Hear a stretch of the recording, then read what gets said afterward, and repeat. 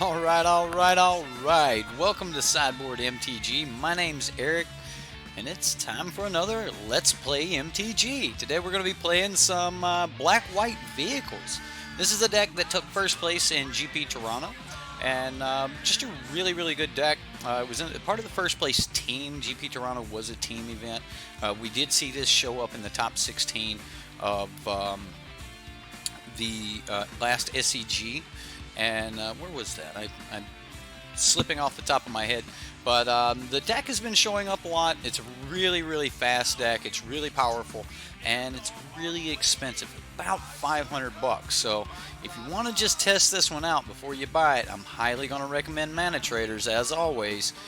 Renting these cards before you buy them in paper and playing them online is a great way to do things. But manatraders will also deliver the deck to you at the next GP or SEG, or right to your home so that you can play it at your local F&M. So these are all options for you if you decide you want to rent with manatraders. If you decide to sign up, make sure you hit the description box below and check out that coupon code.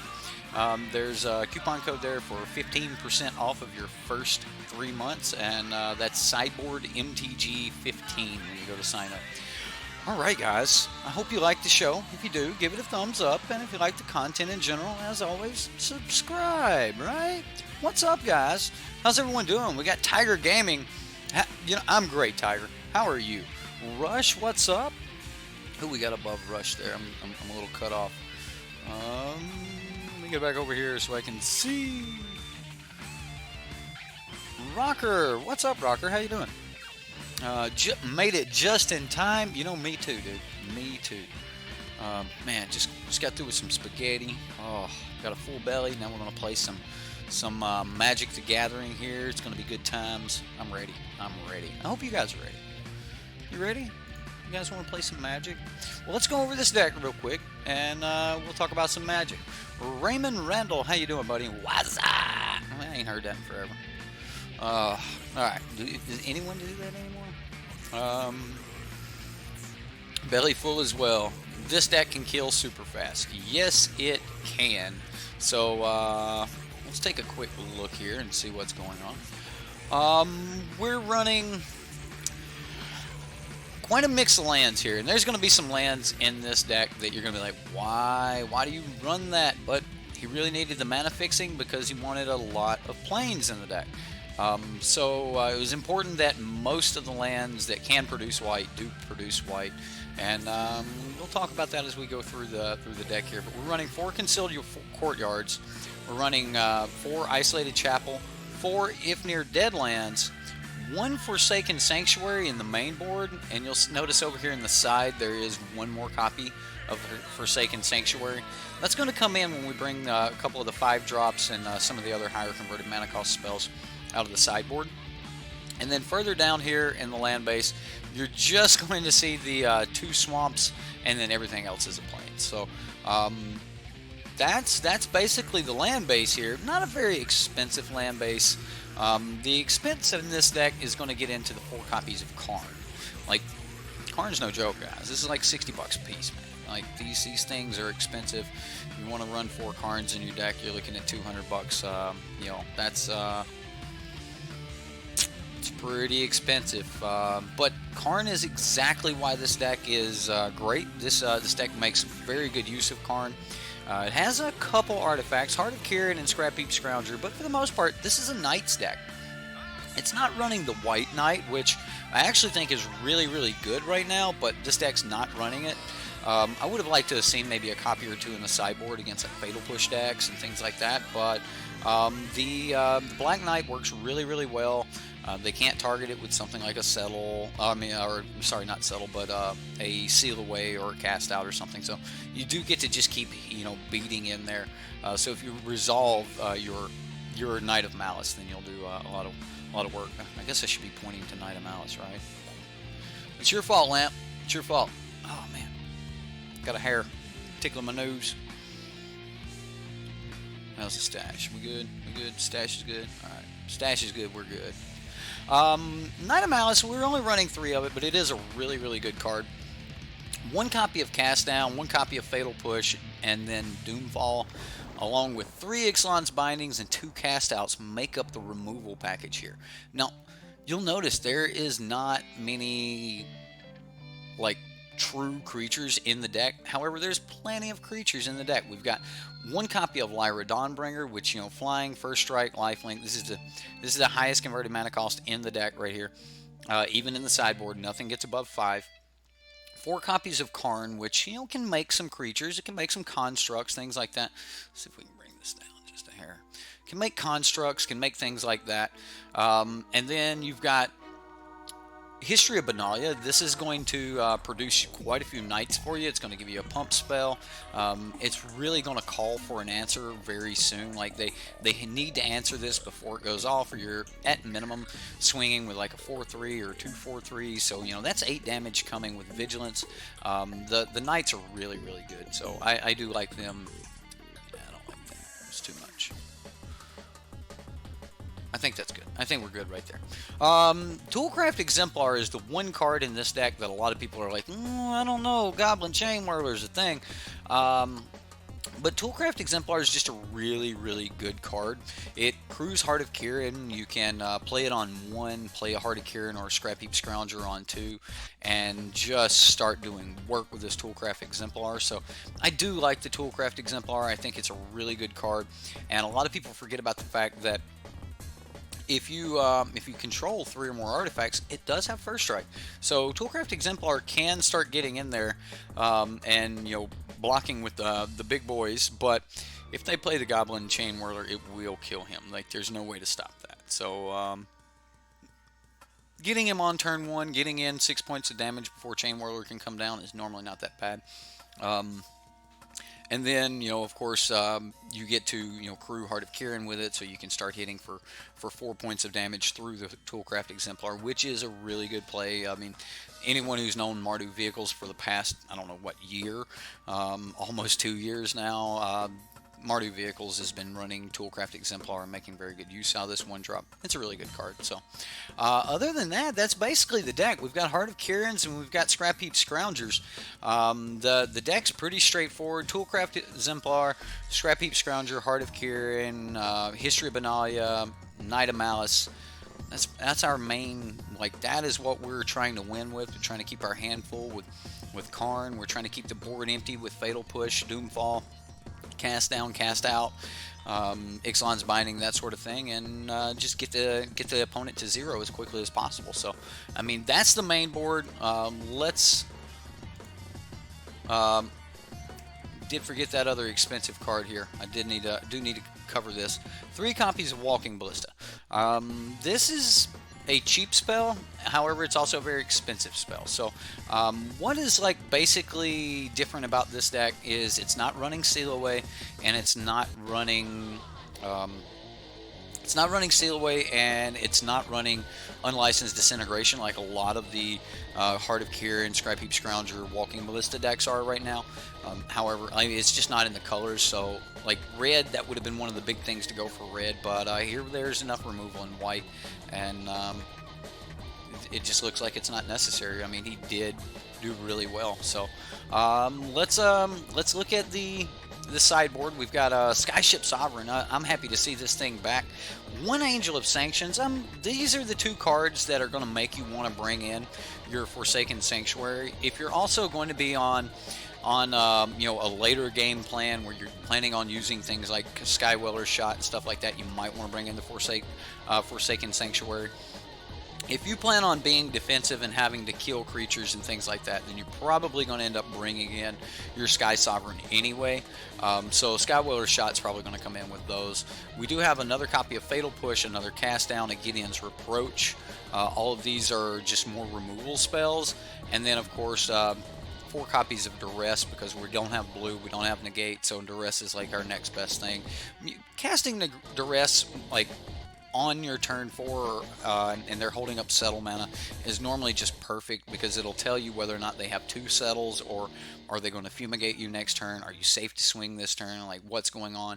And it's possible that you can actually, you know, take like a fumigate or something like that and then play around the settle. So these are all options that are really good, and we're gonna be giving this a shot tonight. Now, one of the cards I was a little bit curious about why he played it was I kind of figured this treasure map would have been Argyle's Bloodfast, but treasure map seems really good. There's no other ways to really make treasure or anything, but the treasure map itself will do the job. And when you do flip it, you are going to get to draw some extra cards. So drawing 3 cards there does seem pretty good, but I just thought Argyle's Bloodfast would probably end up being better here, but I can see the 1 mana Scry just being more important. So. Alright guys, that's the deck. Invoke the Divine, the last card I didn't call. Just a destroy target artifact or enchantment, you gain 4 life. I mean, just a good solid card. Gaining 4 life's not a bad thing. So, yeah, just a decent card. Alright guys, let's get back over to chat, see what you guys are doing. Justin Clay, what's up? You're excited about this deck. Map helps Karn too. Oh, that is right. Oh wow, yeah, you flip the map and you have a lot of artifacts. Karn. Oh wow, yeah. So if you're going on the Karn Struck plan, then yeah. Okay, that makes sense. I completely overlooked that interaction.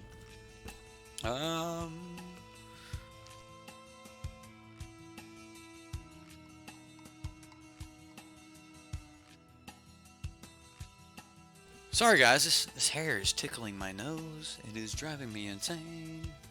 Anyway, more Lyra. Needs more Lyra. Got your peanut butter, M&M, and Monster. Let's go.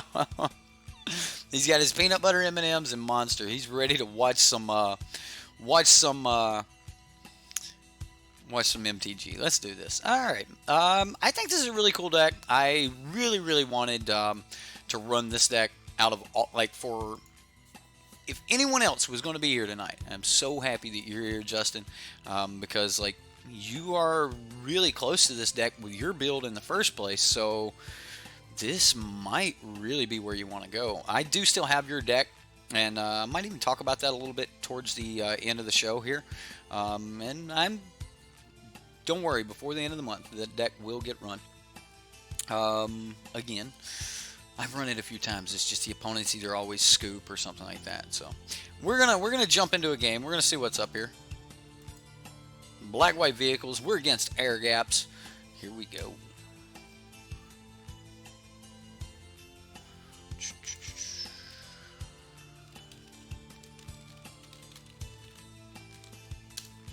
Good luck. Have fun. Yes, we would love to be on the play. I don't know, guys. Like, can we keep this hand? This hand's, it's rough. It's rough. I don't know. Yeah, let's keep it, right? Okay. On the play, yeah, I'd keep this all day long. Yeah, it's probably going to be a sick hand. Like, pulling the knight would be just phenomenal. Because then we would be able to play the knight and our other toolcraft on 3 instead of playing the History of Analia. That would just be awesome. And there's madness. Folks without souls. Gave your Revel in Riches deck a Dominaria facelift and posted it on the Reddit. Oh wow, Revel in Riches. You know, I bet there are some really good cards that can help you fire off those Revels. You got an Annul? Oh wait, Annul's not in Standard. Okay. Spell Pierce would do it.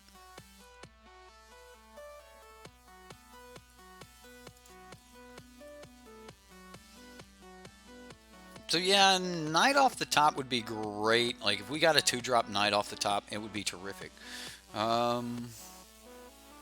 Already out of Chain Whirler range. Yeah, it just we were on turn 1 when he played an island. We were like, yep, out of Chain Whirler range. We're good.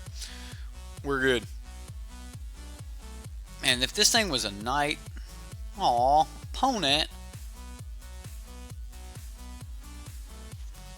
Since the opponent did that, I'm going to play this tap land. I'm going to play the other Toolcraft Exemplar, and I'm going to smack him in the face for. I'm going to smack him in the face for 4. Now remember, if you are playing these vehicle decks, okay, what you're going to want to do is you're going to want to make sure that you got this stop right here in your begin combat. because you're going to want to let this resolve, and then before you actually move to attackers, you need to go ahead and crew.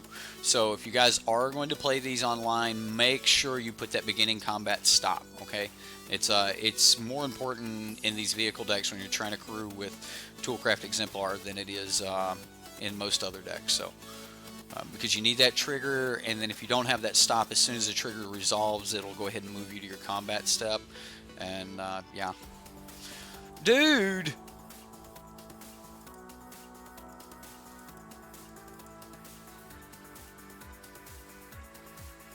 All right. I mean, all right.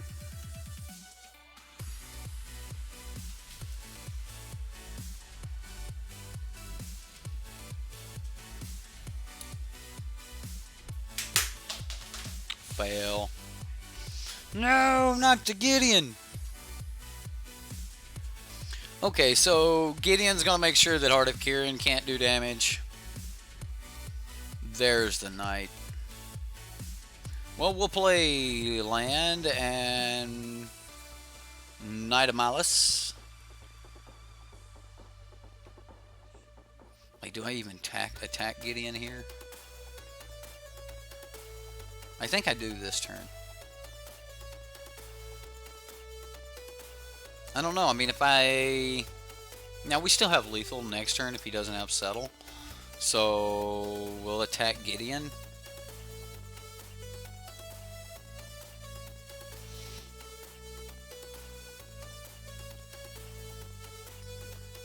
The vigilance is really, really good here, so... No! To the face! Okay, well, I would have went to the face, but we do have lethal next turn. Like, I don't know. We have lethal or we get settled. One or the other.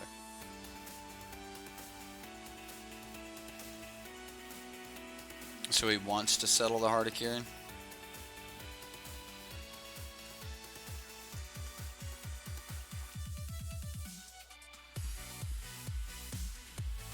Tiffery. What are you bouncing? Okay. Let's see what we get off the top here.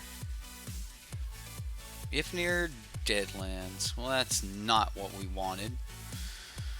We have pulled more lands than we wanted here.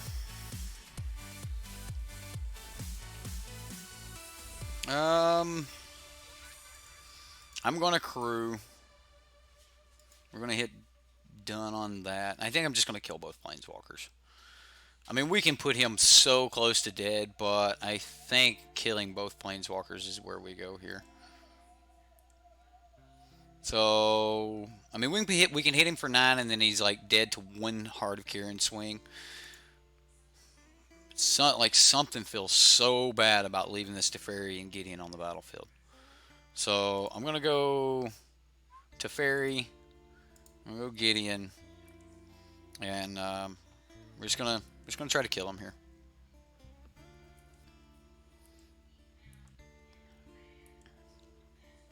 I mean, we're flooding a little bit, right? Like I think we had to kill them both. Like,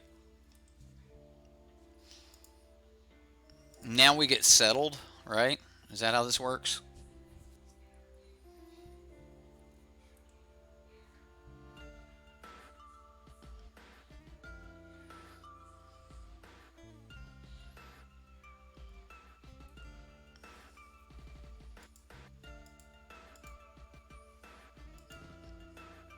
I mean, we're lethal right here. If he's not holding settle, this is what, 7, 8, 9. We're not lethal yet.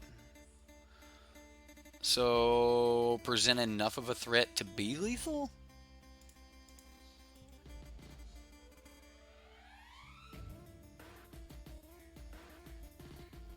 So that we're lethal next turn? Like, so he has to settle? I mean, he just takes it, so...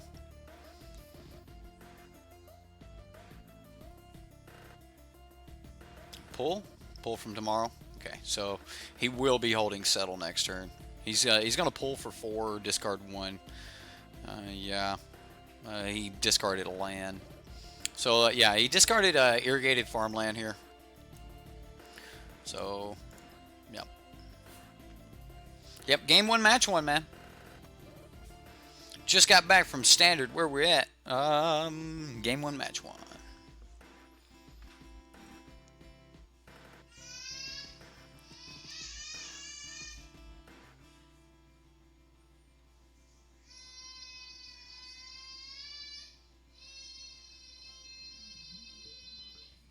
I mean, if he's holding Gear Hulk here.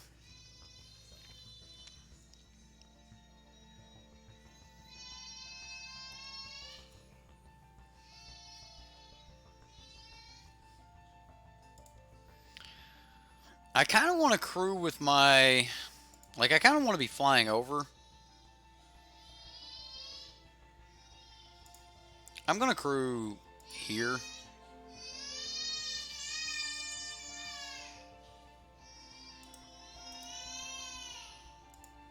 We can leave back the knight because this is lethal. I mean, if he wants to flash in a Gear Hulk and block this, he's still going to take the 4. Gear Hulk's going to get him a cast down. He can cast down anything other than Heart. Okay, so it is a Gear Hulk.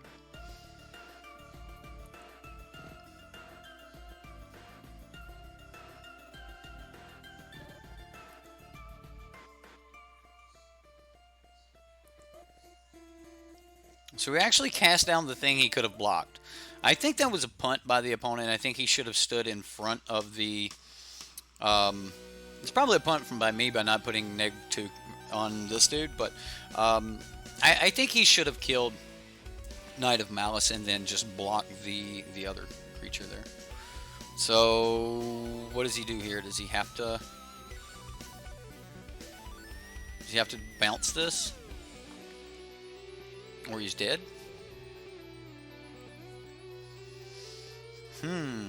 We will see. Super Saiyan, yeah, he was in there. That boy.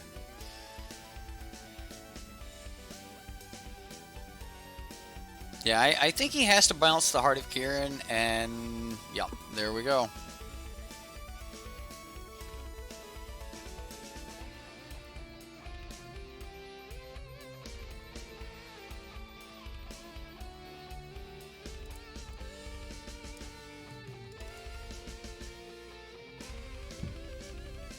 Do we just wait a turn, or do we just kill Teferi? Oh, he disallows.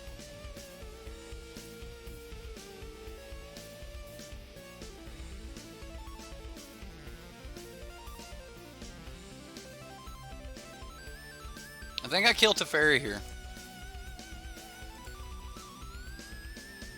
I'm meaning block one of them. I can use the Deadlands. I can use the Deadlands. It would make him smaller, but it wouldn't make him small enough to deal with.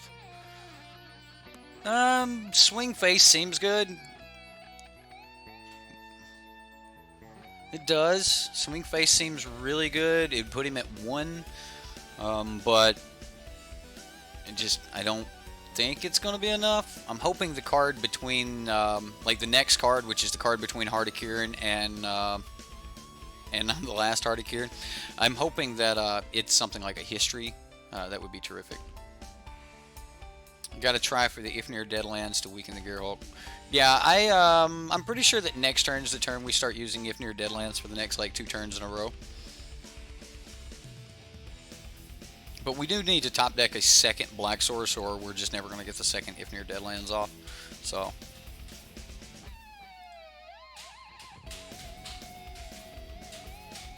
I don't think he's to the point where he's ready to get in yet. Alright, well that's not horrible. We could just pull a cast down and kill it. Maybe. Maybe. He's got to disallow. Got me.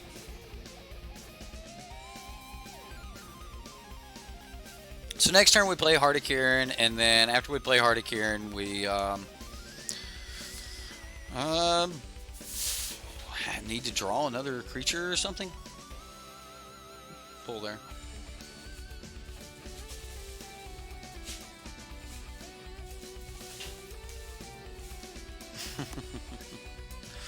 Okay, well, Search for Escanta is not bad when you got 9 cards in the graveyard, so yeah, that could be an issue.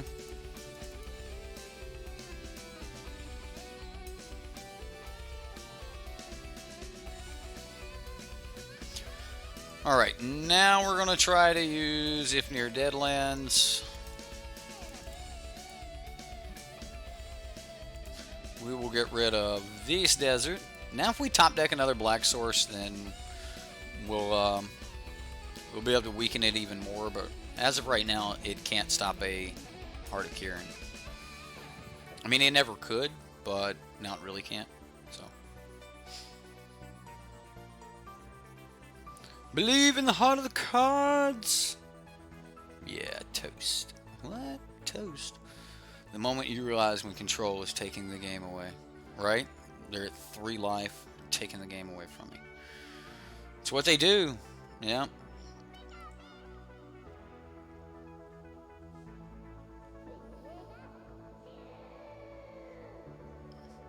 He has just enough lands to activate the Search for Escanta and settle the Wreckage Me. Because that's the thing.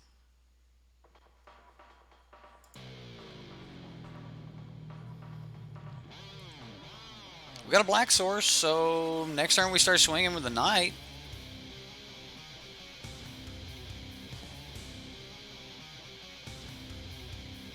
What does he get? He found a Settle the Wreckage. Of course he found a Settle the Wreckage. Of course he did. Yeah, I mean, this is what control does. I mean, he's almost back to 7 cards in hand.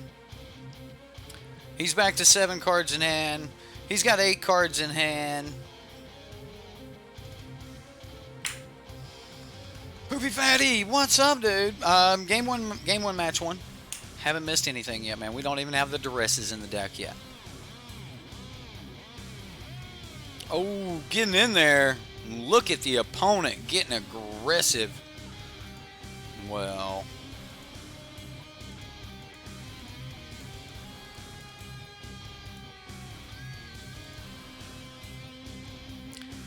disallow. I mean, you could probably afford to right about this point. Search for Escanta, looking for a disallow. Got an Essence Scatter, so our next creature is not going to land. Yeah, well, Karn wouldn't be bad. Karn makes 2/2s. Like, I doubt we resolve a Karn when he's got 8 cards in hand, but Karn makes 2/2s.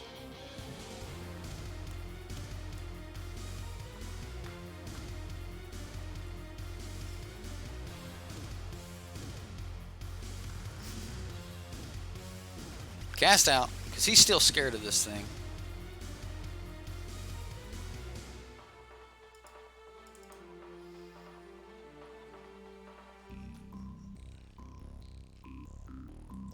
Negate. He negated me. He's got an Essence Scatter. We've lost. It's time to get into the next game, guys. That's what you want to do at this point. Otherwise, spend the next 15 turns getting hit for 1. I'm scooping.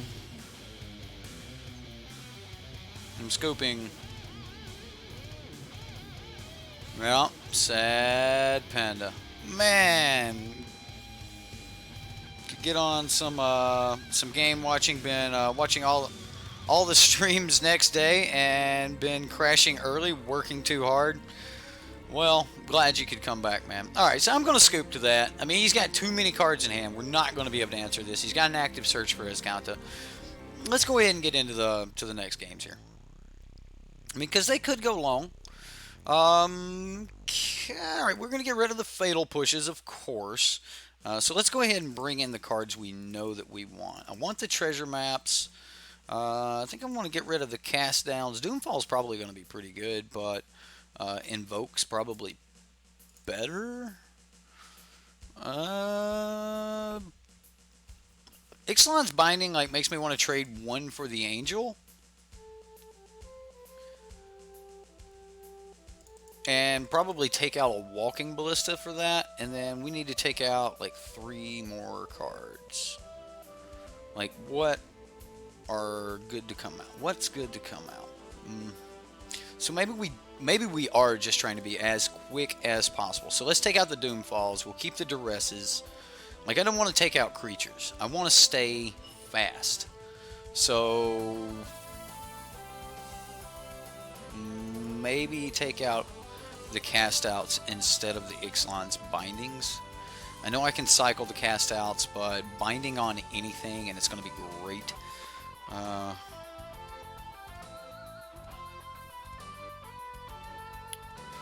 think this is where the way we run it. Like, I want to bring this in, but I don't know where to put it. Maybe just in place of an Ifnir Deadlands.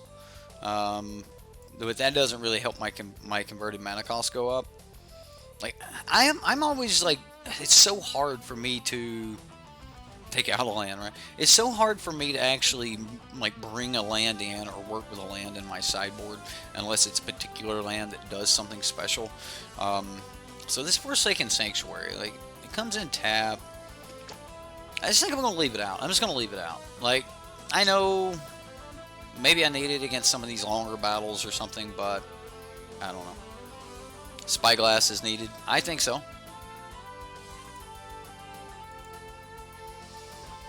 Oh no, should have kept that land in, right? Alright, I'm going to mulligan. We'll keep this. I mean, it's not the greatest hand in the world. I'm going to put that on the bottom.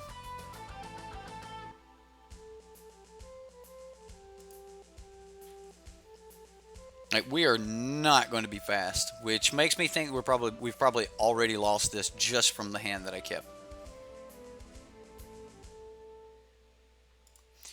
I'm going to play the Hardiker in here. And the reason I'm going to play it is because I'm going to hope for a 3-drop or a 3-powered creature next turn. If we don't get it, then oh well, but I'm going to hope for it here.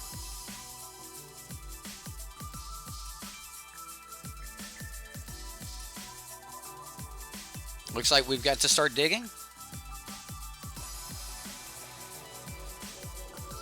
Now, I couldn't play the history because I played the swamp last turn. I guess with a little bit more experience, you'd want to get that online so that you would have a better out here. Could have played the Walking Ballista for 1 so that next turn I could play the history, and if it landed, then I could crew the heart. But we're going to go this route.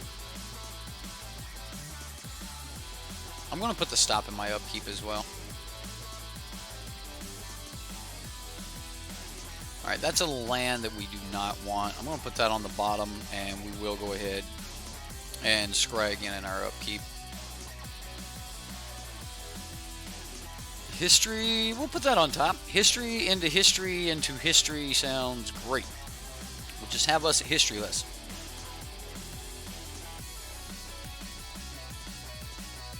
He probably needs to counter this. Unless he's holding Fumigate and he thinks he can get away with it, so, which he probably can.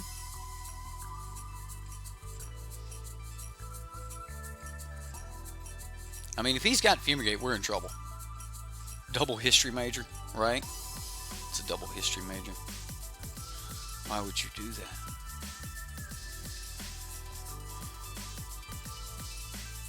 Invoke! Alright. I guess we're going to try to kill you with our knights. Oh, miss your land drop. Please miss your land drop. He missed his land drop. Oh my goodness, Zach Finley, did you see that? He missed his land drop. Thank you for subscribing, sir. And we hit ours because I didn't scry. What a numbskull. Well,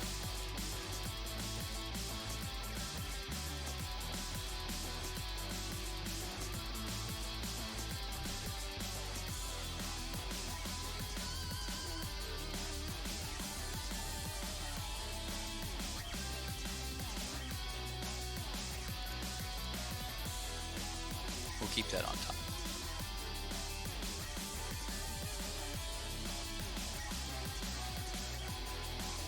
And now we pass, and we're looking at a lot of damage next turn. A lot of damage. He missed his land drop yet again. Ooh, his deck choked. His deck choked. Ours flooded last turn, last game, and no whammies, right? So we can take this stop out. Well, might as well give our knights +1 or +2/+1 after we create a knight. So we'll put this on the stack first. It'd make a difference if we had something like sealaways do nothing here. I mean, this is just a straight punch for 12.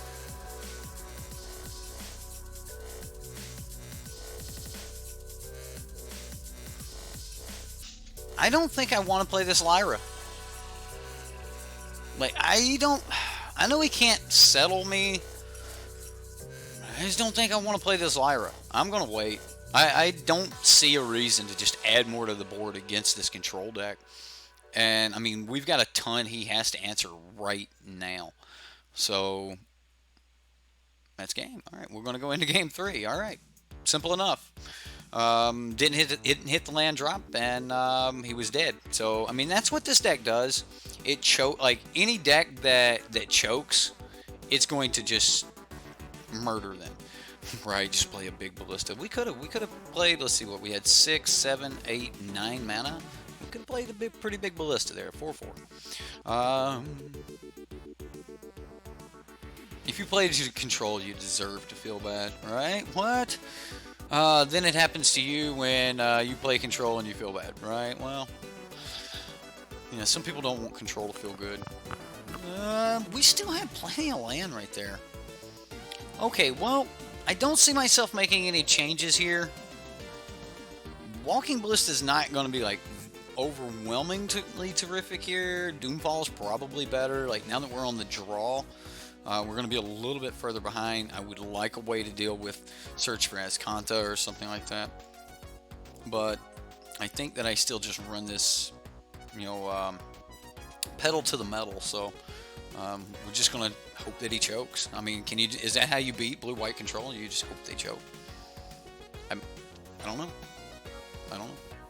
Did this guy win all of his blue-white control matchups? I don't know that either. I know it was the deck that was the standard deck for the team that come in first place. So, this is not a great hand. However, we've got lands and we've got threats. We may not be like overwhelmingly fast, but we weren't really fast last game either. We just started coming in really strong. So, take out a Karn for a Doomfall. Well, there goes Karn. Or does he take out history? Like, he's bringing in duress versus us. He took the history of Benalia.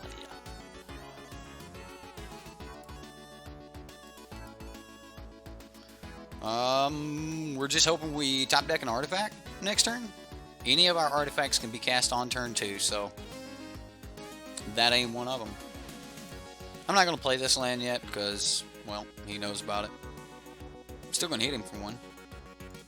Because every point counts. Remember Azorius Flyers in Origins Standard? Origins.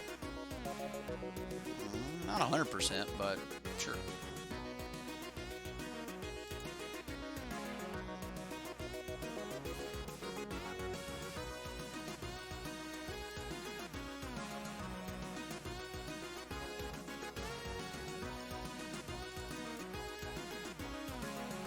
Let's try it anyway.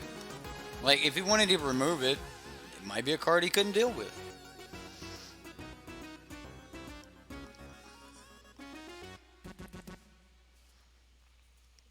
He just passed here. So that makes me think that he's got to settle, and we're going to use Karn to either fish out enough mana that he can't settle this turn, or... Oh yeah, alright. I'm going to make a construct.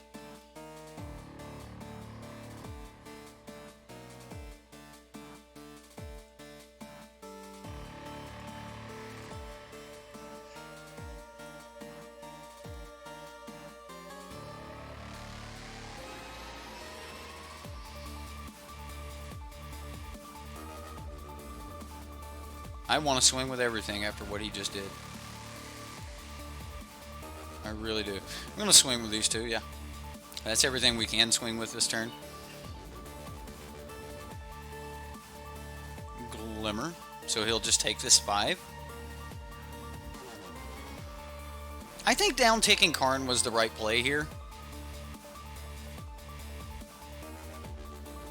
Exemplar ain't scared. Exemplar ain't scared. He ain't scared. He's tapping the Fumigate. The Fumigate. Well, that wasn't terrific. Let's start looking at some cards. Scrap Heap Scrounger or a Duress. Wow. Said that he just didn't want me to have a Duress. You know, I can honor that. I'm going to go ahead and play this tap land. I'm going to play this Scrappy. And we'll just pass the turn.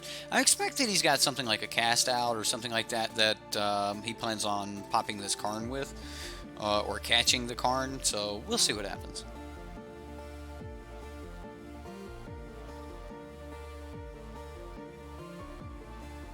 Duress hurts him bad. I may down-tick Karn next turn and just grab that Duress. Teferi. What are you doing, Teferi?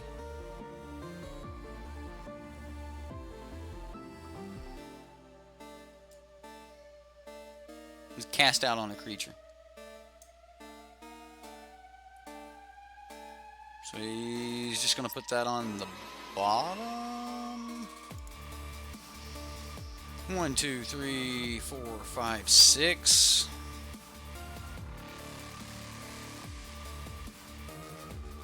Yeah, I'm going to grab that Duress. We can play Angel of Sanctions and play the Duress, so why not? Let's see what he's got. He's got to Settle the Wreckage, Commit to Memory, and Cast Out. Well,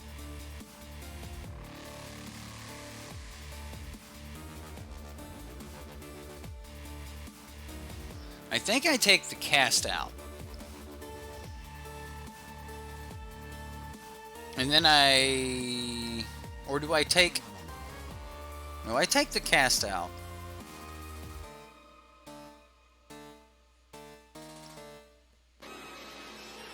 And he's got too many answers. He's got too many answers.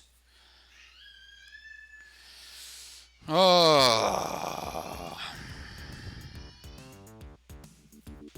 I don't want to take the commit.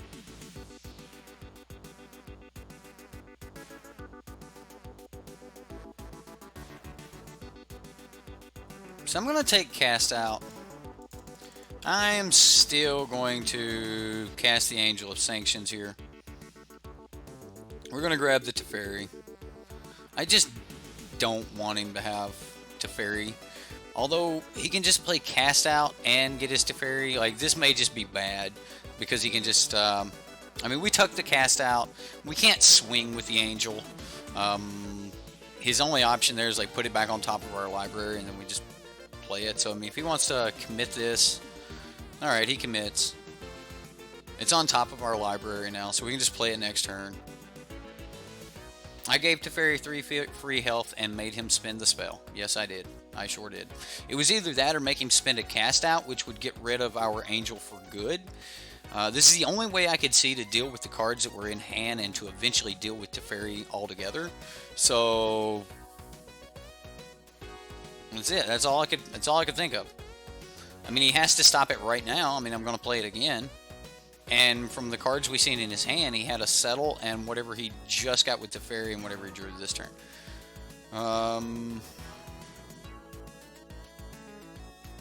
Puts it second from the top, so now we get to go...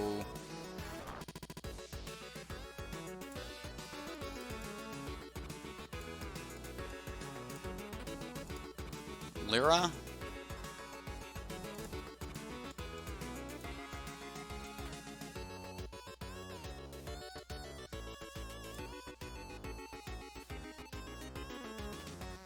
Now, the reason I didn't tick up is because I want the card that is on top of my library right now. So we know our next 2 draws. It's going to be Angel of Sanctions, and then we're going to get a should be the Scrap Heap Scrounger after that.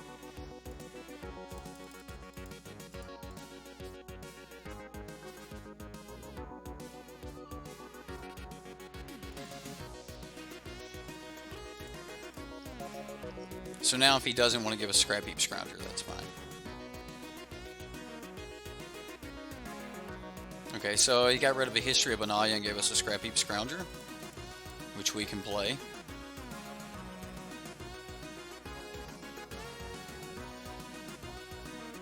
We know he has a Settle and whatever else. So we'll get in 4-5.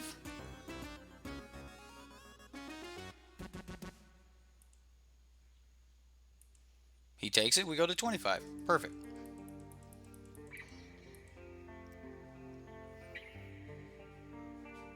Right, swing Lyra until he settles, that was the plan. It's like, so now he needs to be able to find an answer to the Angel just to be able to get his Teferi back. Then he has to have a disallow, or I'm going to bring the Angel back from the graveyard, which most of his answers are going to exile it. Like, I don't expect him to just kill this, but Fumigate could do it. Panic Settle button? Probably.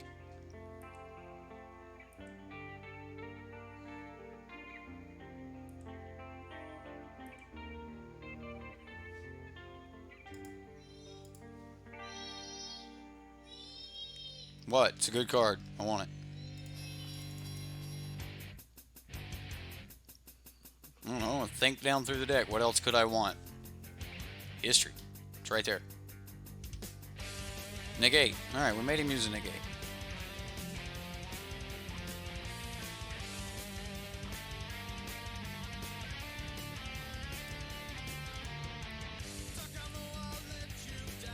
Okay, so the reason I'm swinging with only the Lyra and the Construct here, first off, I would like a couple more lands out of the deck. Second off, this would have put him at 5, which meant one more Lyra swing would have done it. So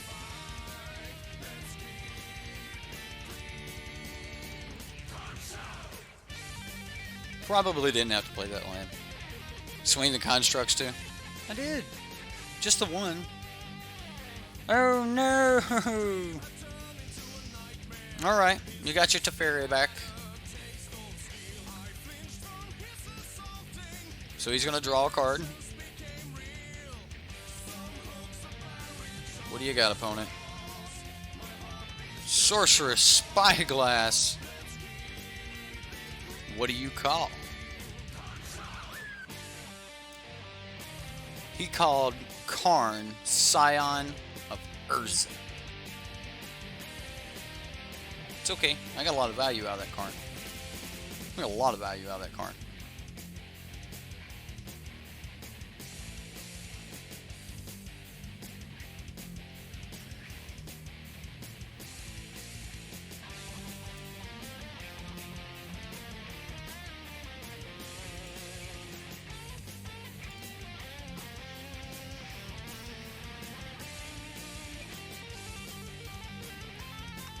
Let's see what we need to do here. And when I mean that, I mean, let's try to kill Teferi and see what happens.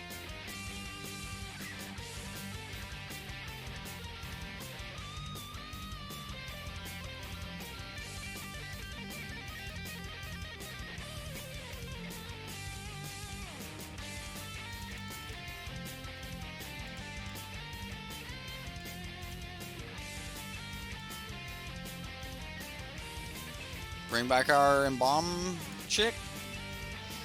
I think I'm just going to take the Sorcerer's Spyglass.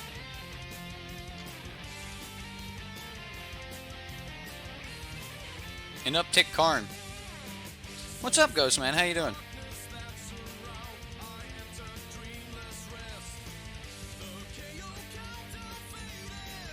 No.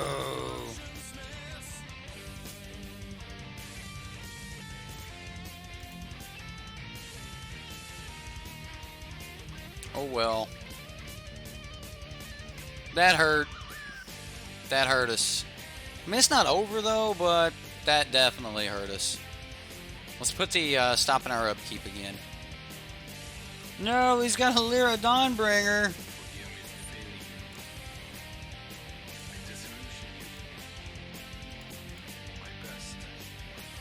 What do we have? A knight? We're gonna put that on the bottom of our library. I think we need to dig for something a little bit better.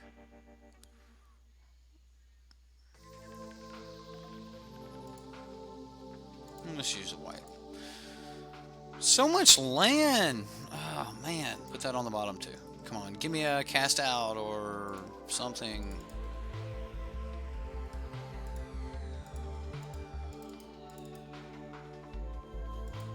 I mean, the only thing I can think to do here is stall out Lyra Dawnbringer by just making her a 3/3. Need to find a kill spell to get negated. That's right. That is right. Need to find a kill spell so that we can get that negated. If we don't get rid of this Teferi right here, then it's over anyway.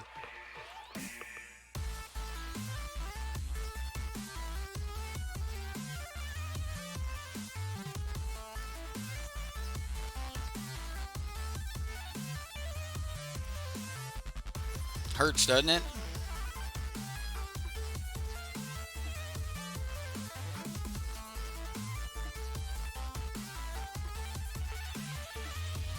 I mean, Spyglass is good, guys. I've been preaching. It's like Spyglass is the card you want to defeat most decks with. That ain't gonna...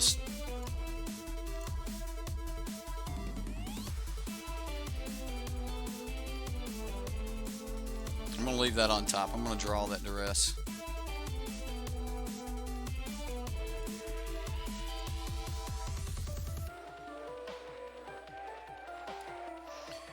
We're going to take a look at our fate here. I'm going to take the settle. We'll look at our next card. We'll put that land on the bottom. We do not want another land here. A Karn that would work would be so awesome, but at this point we need something like Cast Out just to be able to get rid of Teferi. Like, if we can't get it right now, then we're in some serious trouble.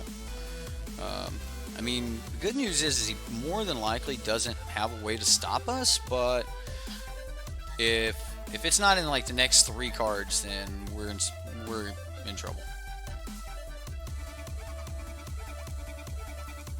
I took the Cast Outs out, then yeah, we need Ixalan's Binding. Come on, Binding. Toolcraft Exemplar is not it.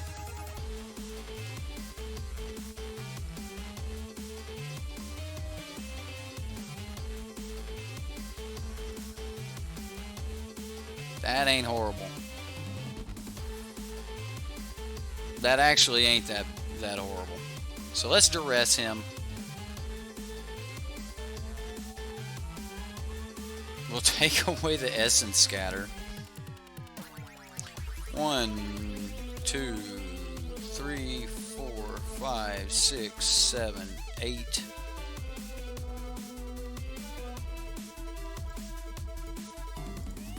I'm spending one of them.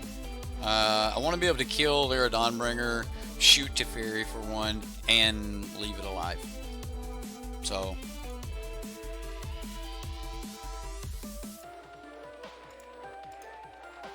we'll shoot Teferi.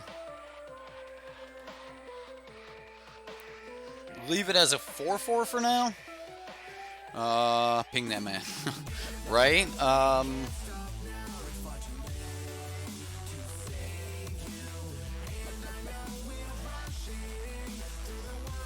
might even let him hit me another time here with the Lyra Dawnbringer.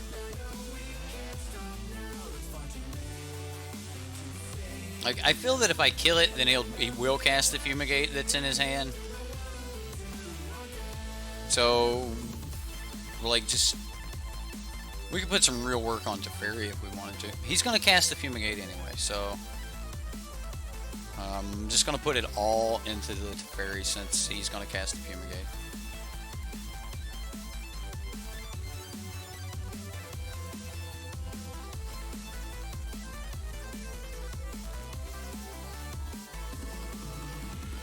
I mean, that buys us a little bit of time.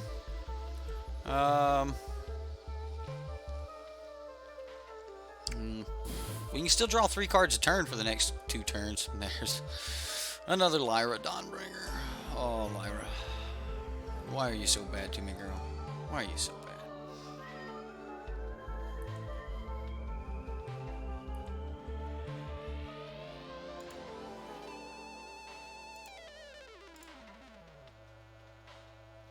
Sacrifice treasure, draw a card.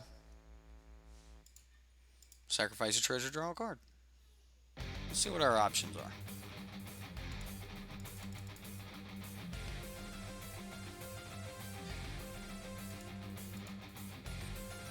Now we have to find a way to deal with Lyra Dawnbringer. I guess possible. I mean, we can deal with her. I mean, we could cast a Walking Ballista if we're big enough to deal with her, but that's the card he drew. Invoke the Divine. It's time to scoop it up, guys. We cannot deal with that Teferi and the Lyra again. The Ixalan's Binding was our hope. Alright, we got 3 more cards. You're gonna go grab a bowl of cereal. Yeah, well, this is depressing.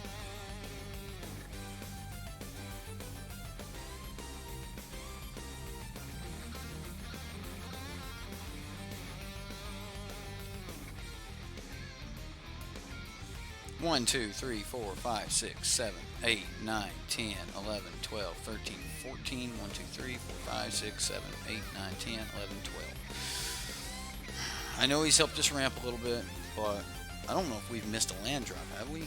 We've got 14, it's turn 15.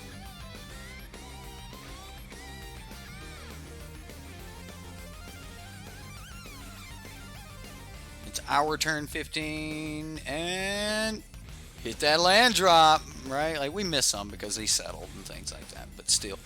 Yeah. Starting to feel a little bit swarmed by the lands here.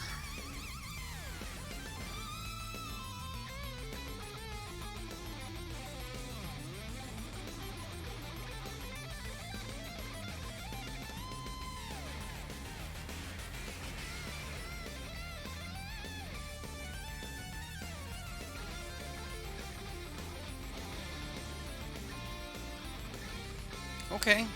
I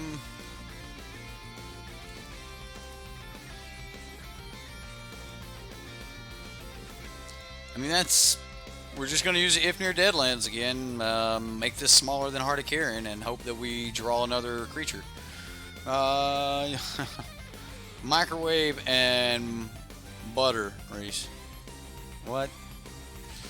Microwave Pop-Tarts, dear God, man. Have you no soul?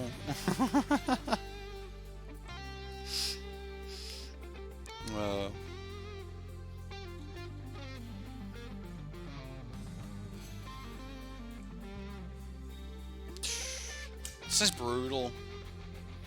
And this is what Teferi does. This is what the deck does. Oh yeah, we can't use that. But we can play it. We can play it. Can't activate its abilities, guys. We can play it.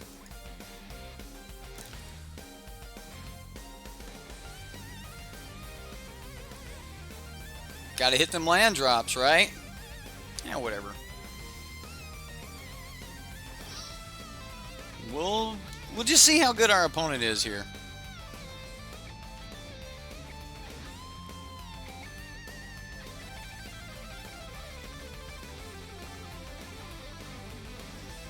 Alright, well.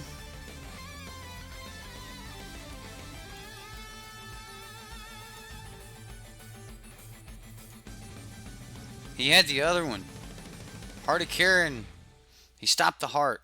So the plan is like Karn can still use, like, can still give Heart of Kirin counters to Crew the Heart, but he's got the other Sorcerer Spyglass. So I know you guys can't see it. It's behind my face, right? There's another Sorcerer Spyglass he just put down there, and he called Heart of Kirin with it. So yeah, now we're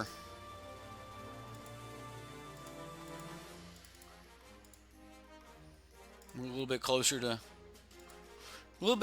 dead.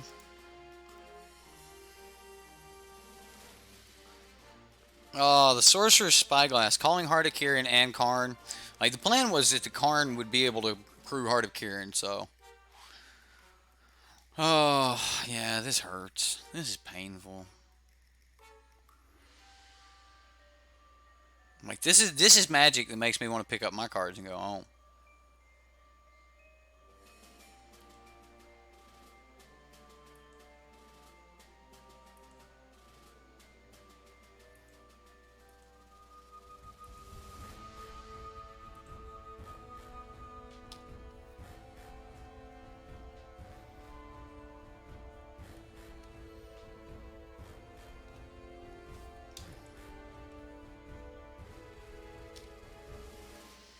Okay, well.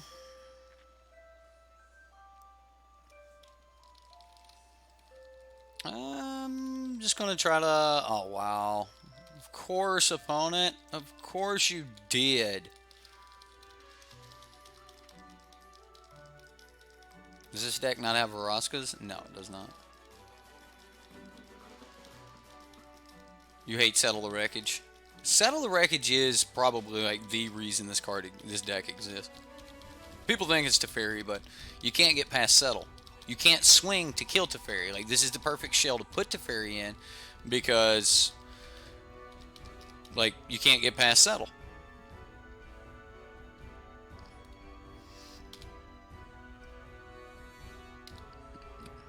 I can't believe we've hit all these lands. I mean, I get it. We're on turn 19. We're on turn 19, guys. Like, what? I don't even want to see what the next card is. So much redundancy. Aw, that's messed up, Jacob. That's messed up. We're going to get back into another game. We're going to see what happens. Maybe we won't run into black-white control again. Or blue-white control again. So we'll find out. I mean, gee.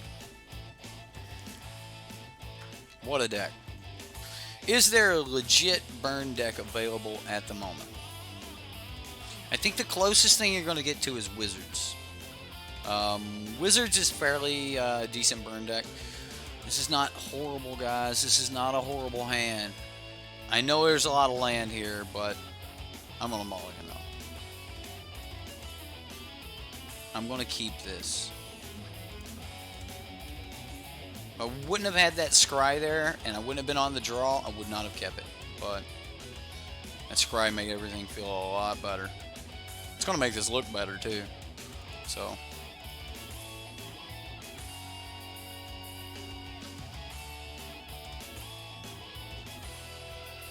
Alright. That's a whammy.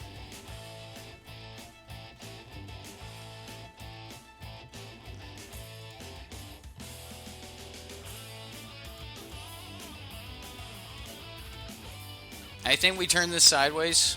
Either way. So if he wants to trade the Branch Walker here, he can.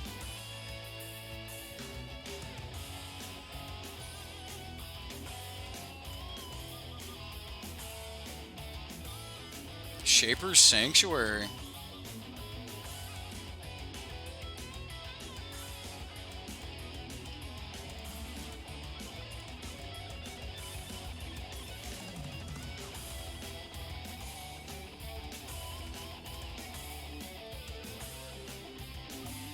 Alright, so he didn't trade the J-Light for it.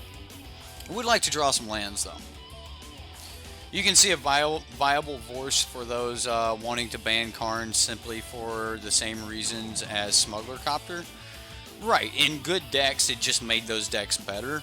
So yeah, I mean, like that's a good thing about Karn, but look at the last things that they banned. They didn't ban them because they were good cards and a lot of people were playing them. They banned them because they were oppressive. The nature of Temur Energy was just a very oppressive deck, and they banned it for that reason. Like, I get it that I think I'm swinging anyway here.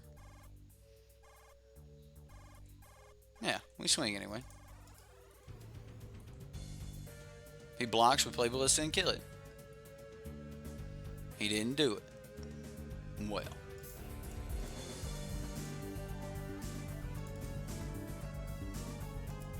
We're going to play Ballista anyway. Anyway, like, I just think that... I think that when they're... Oh my god. Wow. Green-white getting it done. We're dead. We are just dead. Like, how did this deck win? Because, like, it cannot beat this.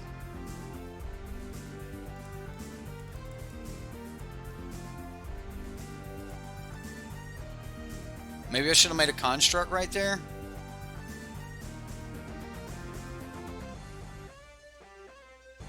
We can't even swing into this, guys.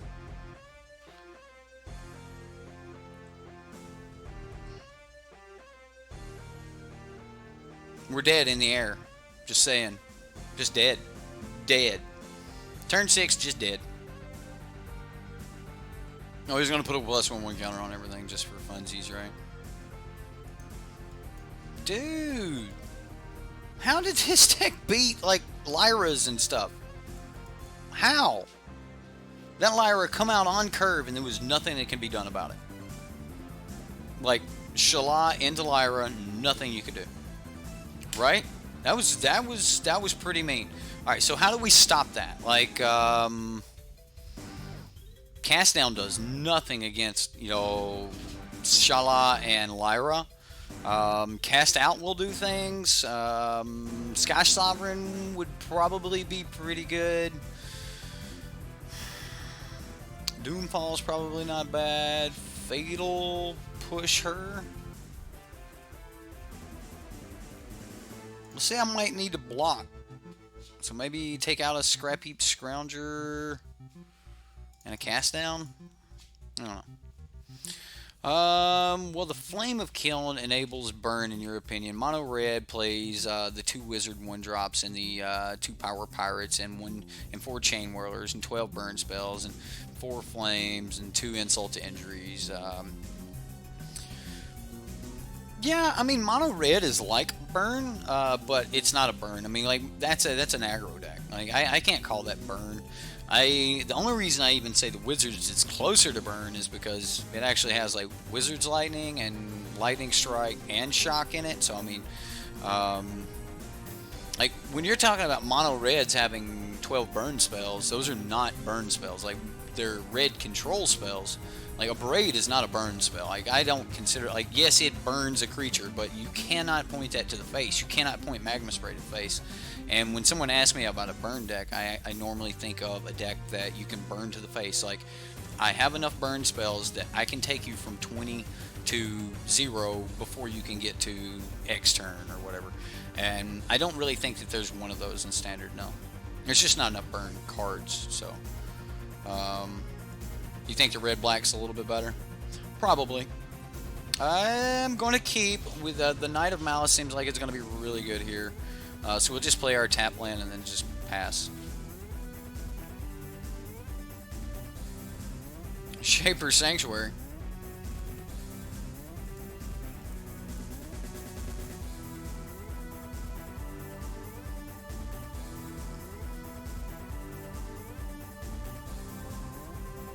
Wild Growth Walker. I'm about to let him draw a card here. He can't have this card. Like, I can't let him keep that card. Like, the amount of life he will gain off this would just, like, shut me down. So I just can't let him keep it.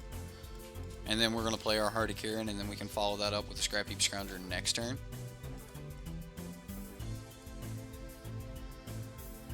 It's gonna be rough.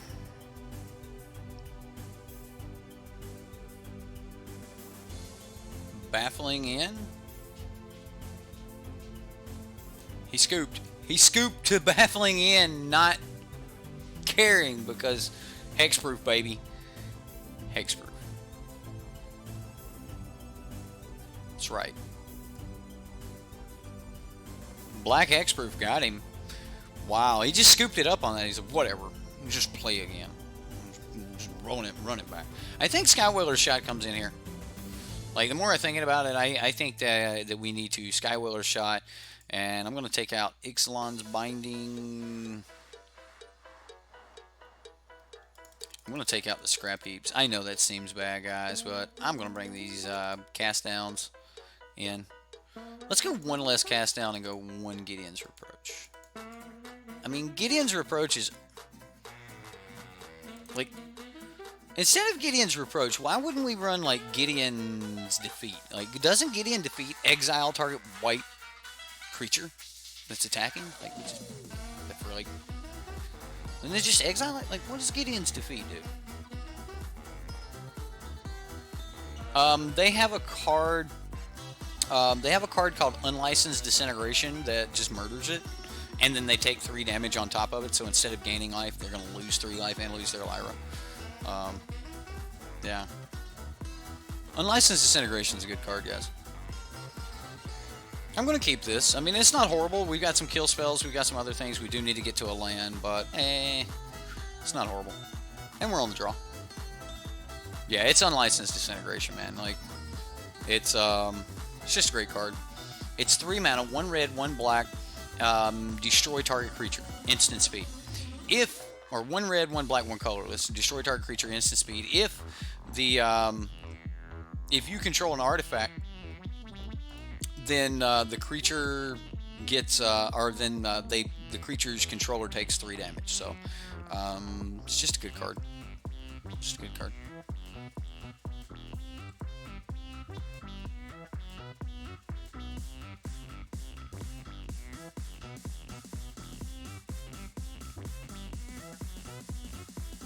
Okay, so I could go Heart of Quran here, but I'm not going to be able to crew it next turn, but we are going to play, like I could wait on the Heart for a few, because I'm not going to be able to crew until, like, well, next turn I'm going to be playing this, and then the turn after that I'm going to be playing this. Alright, well, then we play the Heart of Quran. Or we could cast this down, let him draw a card, and then we play the Heart. Let's play the Heart. Pass turn. You built a Madness deck with Gutter Snipe in it. Gutter Snipe. Why would you have Gutter Snipe in a Madness deck that Gutter Snipe does damage when you cast a card from the graveyard? So you got a bunch of flashback cards in it that you're madnessing, but there's no madness. Because when you cast a card from Madness, it goes into exile, and then you're casting it from exile. Like, I'm pretty sure that's how Madness works. I'll have to look at it, bud.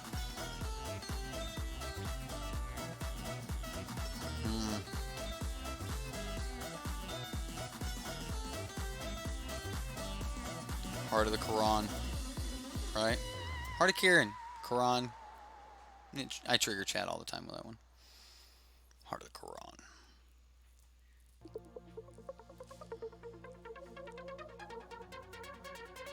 I mean, I could Doomfall, make him lose it. We're gonna history.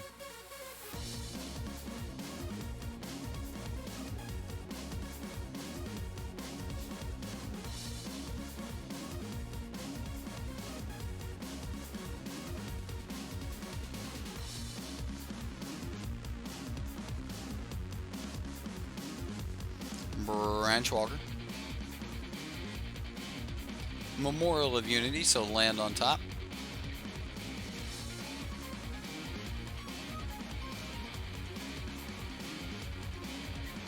I mean, don't I want to use these as kill spells so I don't have to target? I mean, I can wait one more turn.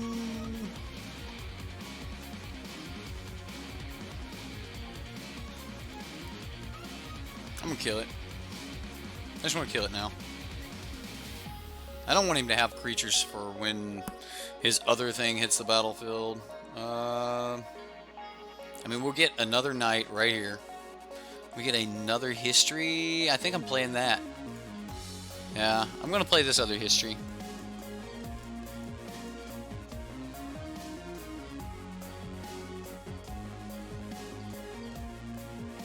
And then just swing in the air, right?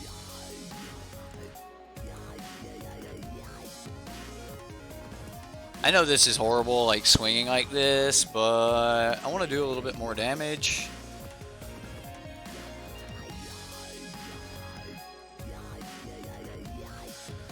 So for the next couple turns, we're going to have Histories of Benalia going off. You learned a lot about Madness from playing on Xbox. I mean, like March Madness or something, like.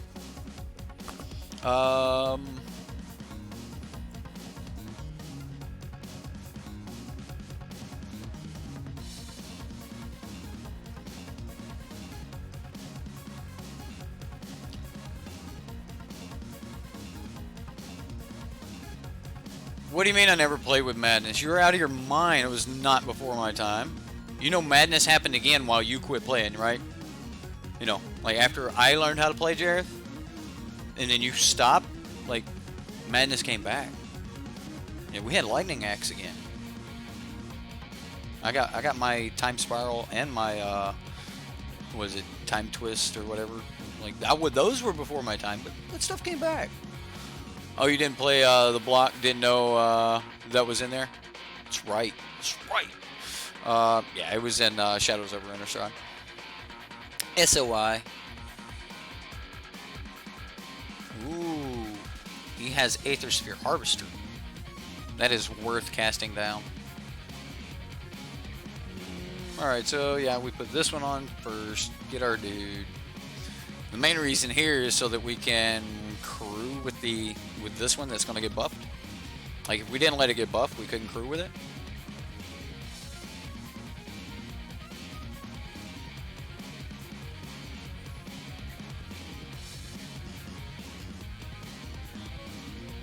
So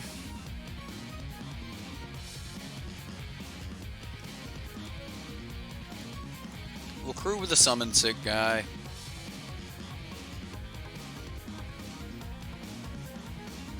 Go to combat. I'm going to let him draw some cards here. I expect him to crew. And when he does, I'm going to make him take 12 points of damage. He gets 2 cards, but he's taking 12 points of damage before this block. Or before he can block.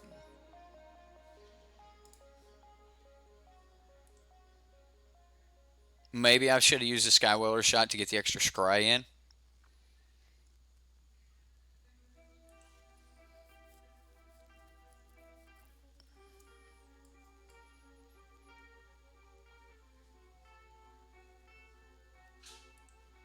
Wild Growth Walker. Jade Light Ranger, and that's going to gain a ton of life. A ton of life.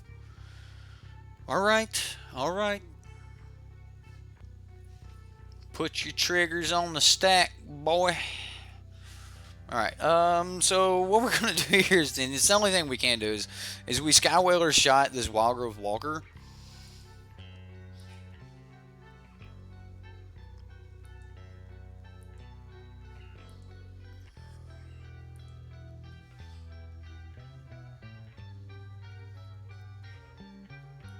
That's pretty decent. I mean, we don't have a land for it, so I am going to just go ahead and Skywhaler shot here. I mean, these Shapers are just going to fill his hands up. Shapers are really, really good right now.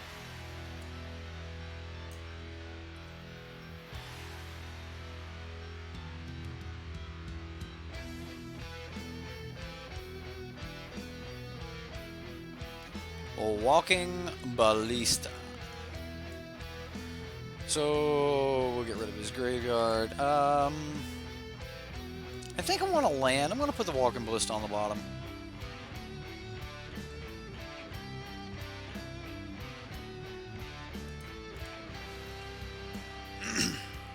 We'll trade a knight here, of course.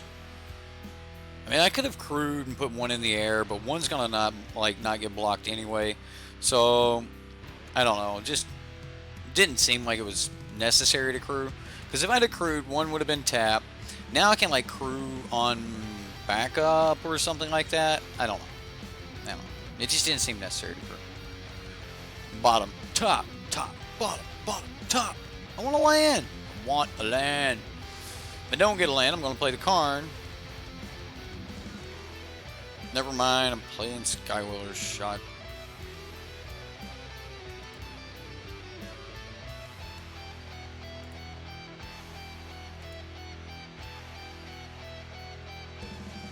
It's instant.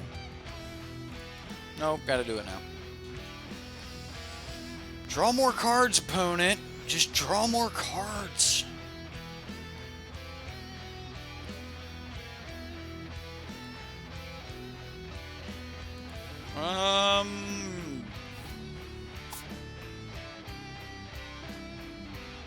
I don't think I need that.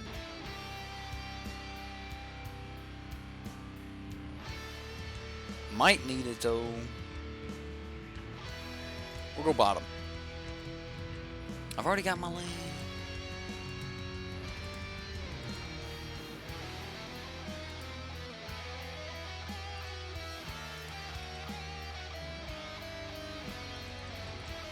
Oh man, like this game we've been trapped on land, but we have kept threats and we've had things to do. Top, bottom. You guys know I don't like. You know that it's really bad form to like listen to other people and not make your own decisions when playing. It's like almost cheating. So I never look to chat for what I should do. That's why I make punts. You guys could probably save me if I waited for every turn. Karn needs to get banned. I haven't even played Karn. I haven't even had an opportunity to play Karn.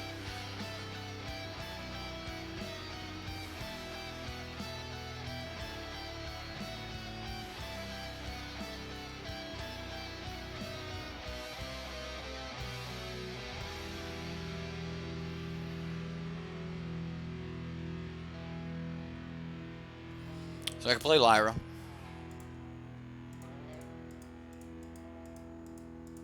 I think Lyra is the right answer here. Because if he explores just one time, I can still kill him.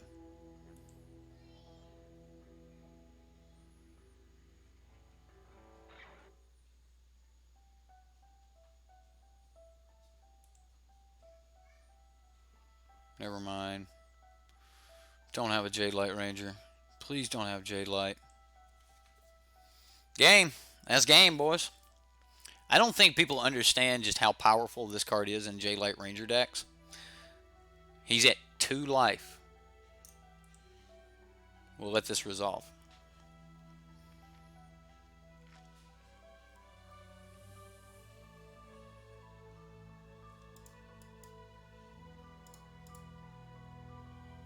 Five, 8, 12, 15, 14. Did he lose one somewhere? He take a pain land? He should have been it.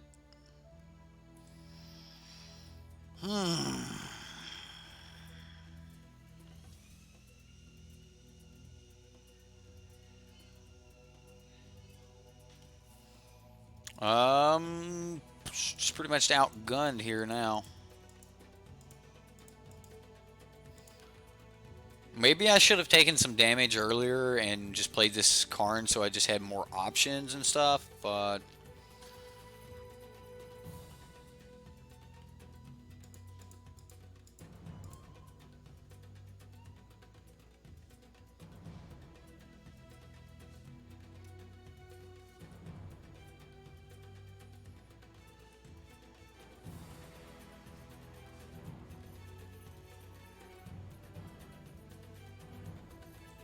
I don't think I can swing with this Lyra. Maybe the right answer is to go ahead and turn this Lyra sideways and put him on a 3-turn clock, but we're looking at a lot of damage coming back at us, so I think your chat's bugged. Select your browser, press F5. Angel of Sanctions. It's going to take our Karn. That has hexproof. Shala, the voice. The voice. Oh, the voice of plenty. Plenty. Sure.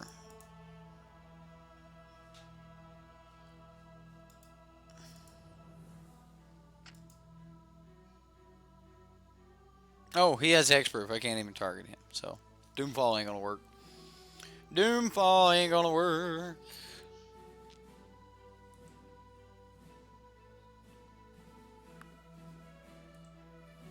I don't know how we come back from this.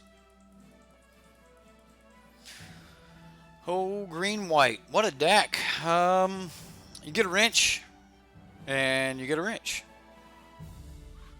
Well, for the moment, let's see what.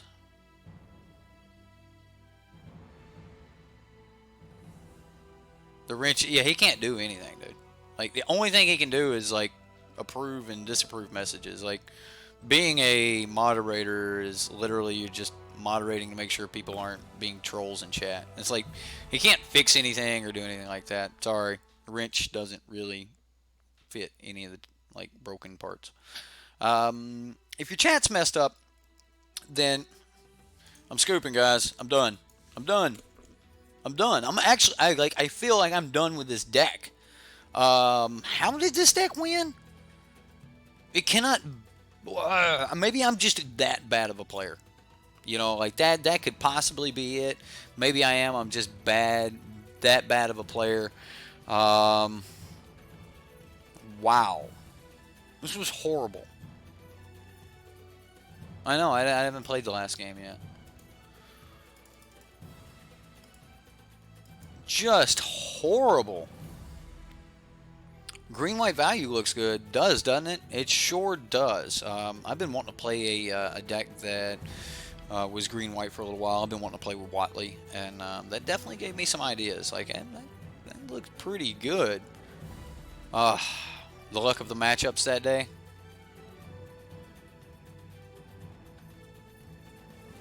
It may take very specific piloting that not everyone can do.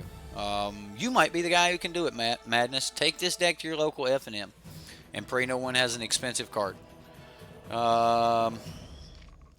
Like, I don't know how this deck beat things like Shala and like maybe it just didn't run into those. Maybe at Toronto, everyone was running nothing but blue-white, red-black, and that sort of thing. I mean, it was a team sealed, so that's another thing is everyone was like stuck. Like it.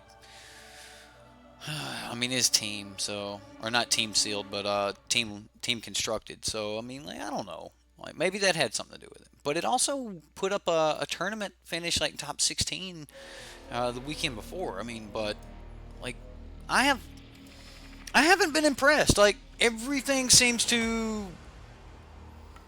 like stop it before it can finish. I'm gonna mulligan this hand. I'm going to keep this hand. I'm gonna play this first, and I'm gonna play the Concealed Courtyard. I'm gonna play my knight. Hope I draw a land. Play the history. Like, I don't know what else to do. Oh, I'm gonna put that on top. So we'll play the Isolated Chapel. We'll get into a knight. History makes the knight like a 3/2 first strike. We just need one land in the next 2 turns. 2 games. Or 2 turns, yeah. We know next turn that we're getting the History of Benaya. The turn after that, we need a land. Oh, we're gonna like Hearthstone Streamer. Hearthstone Streamer here is he's gonna teach us how to play this deck. He's like, this is how you do it. This is how you do it. Well, you ain't swinging. You ain't swinging with that Toolcraft Exemplar. Unless you got 3 Ornithopters in your hand. Okay, a Walking Ballista and 2 Ornithopters. My bad.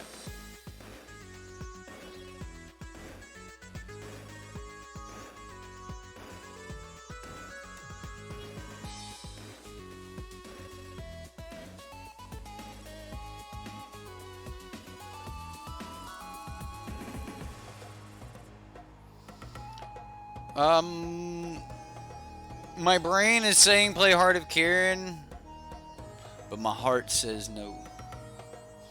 It says wait and kill the Scrap Heap Scrounger when he gets his next land.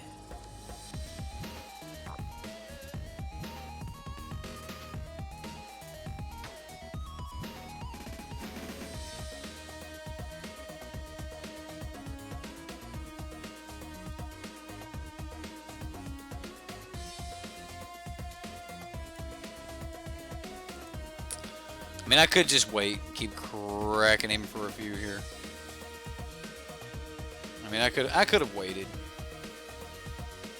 Now, if he gets that land and hits that Scrap Heap Scrounger, but it looks like he's not getting it, so we're gonna get another chance. Just swinging for 2, he's going for it.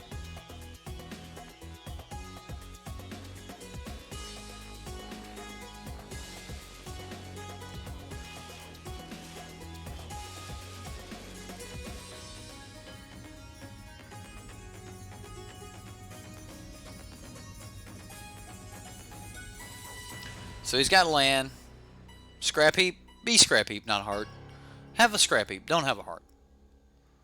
Be a Scrap Heap. I wasn't ready for that. I wasn't ready for Servo Expedition.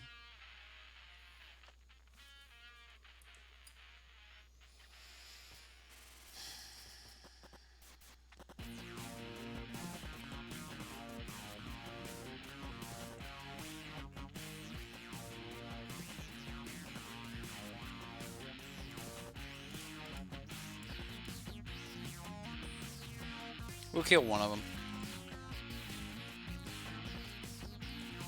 Land off the top. Hey, we got a land.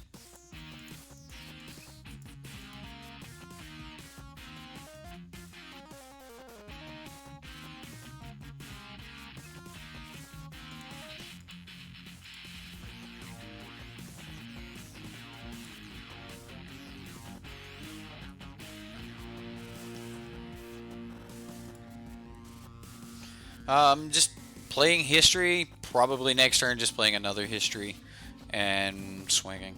Like, a second history next turn is going to probably put him way too far behind. I mean, he's probably looking at just blocking my Heart of Kieran with a Sky Skiff this turn, so...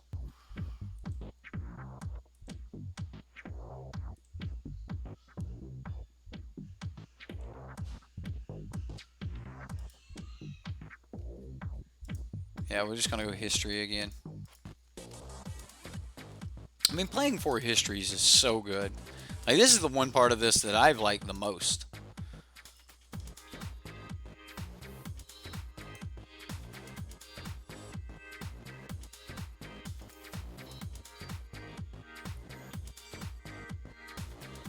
I mean, if he cruised the Sky Skiff, like, I messed up by... Never mind, he didn't do it.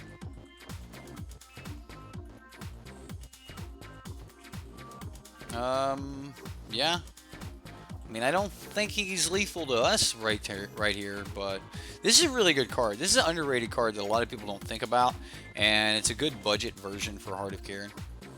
Like, if you're looking for a budget card for Heart of Kieran, it's not bad. Target it. You can't target that Knight of Malice. Just get you. Look at it. He scooped because he couldn't target Knight of Malice. That has happened twice tonight. So is Knight of Malice, you just run Knight of Malice, and then like that's how the only way you get your wins. People scoop. I am not happy with this deck. I hope you guys can understand, like, just how, like, why, like, how is this what won the tournament, and yet, like, oh, I don't understand something. Like, the only games we've won tonight are either because our opponent scooped because they made a mistake and couldn't hit one of the knights, or our opponent just didn't get land and we beat them before they got settle mana. Like, that is the only games we've won. I think Fatal Push is good here. I might have to block, so I'm going to take out a Scrap Heap Scrounger. Like, I'm going to cut down on that interaction. Skyship's probably pretty good, too. Like, Skyship would probably be pretty good. One land, Fatal Push, Knight of Malice. We're on the draw. No scry though, no scry. I'm gonna keep.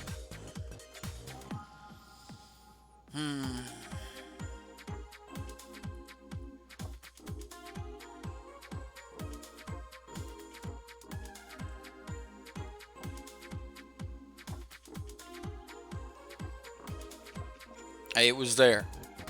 We had 2 turns to get it. It was there.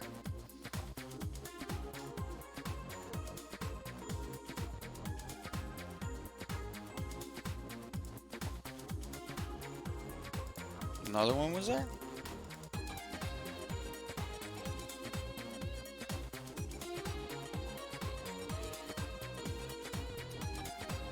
Yeah, this... I don't know. It seems like you could just easily deal with it. Like... But then again, the mid-range decks I've been playing seem like they deal with the red-black deck pretty well. Like... Maybe mid-range beats these aggro decks, and just no one's playing mid-range because the blue-white deck will just destroy your mid-range deck. So, I don't know. Like, I just don't know.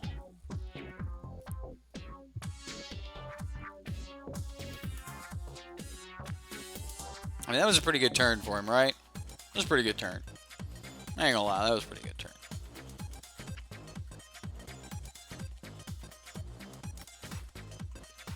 Let's play this so that we can play both a Knight of Malice and a Fatal Push.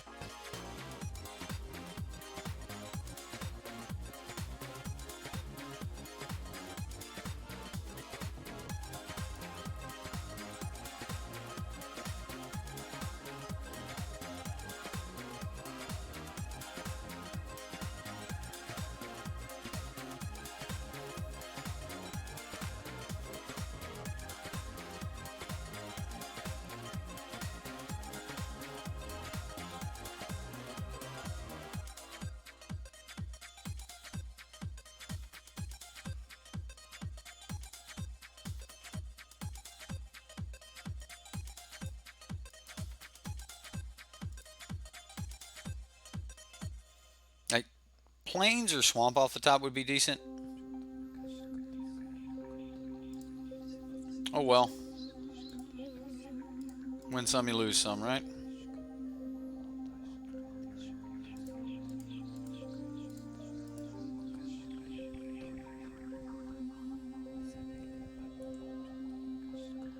I think we just swing out here. Like, I think we're going to go for the race at this point.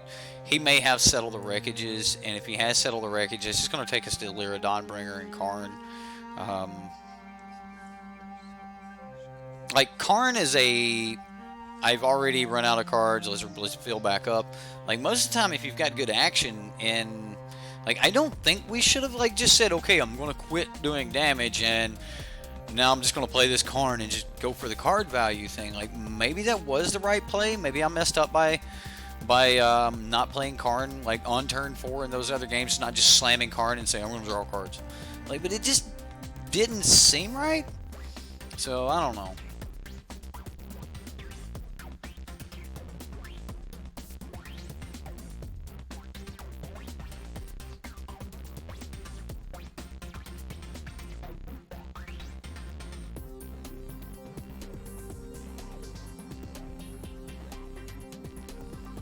I want to play that history. But I want to play Karn too. I want to play Lyra. Like, that history seems like it's the better play. Like, you know what? Chat, you guys. We got a little bit of time. This is the last game. What do we play here? We can play history or Karn. Lyra is not an option. Okay? We don't have the mana to cast that. Right? Like, don't we race them? Karn for flavor? Do you play Magic for flavor, or do you play Magic to win? Like, flavor loot? Like, what? We don't play for favor. Flavor. Like, you want flavor, put salt on your food. Yeah, it's history, right? Karn, make a construct, activate Toolcraft. Okay, now at least Raymond's got a reason for Karn. Alright, like I seen that line. I did see that line. It does activate Toolcraft. You are swinging, but Toolcraft just gets blocked because you don't have first strike on Toolcraft. He puts a servo in front of it and you lose your Toolcraft, right? Well, okay, 2 servos, but still. You said put salt on your food. I did. I did. I think it's history. I think history's the right card here. But how bannable can Karn be when history's a better play when you have the mana to cast either? Like, that's what I'm trying to say. I mean, I get it. I mean, Karn's a great card, but yeah, it's history. I think it's history.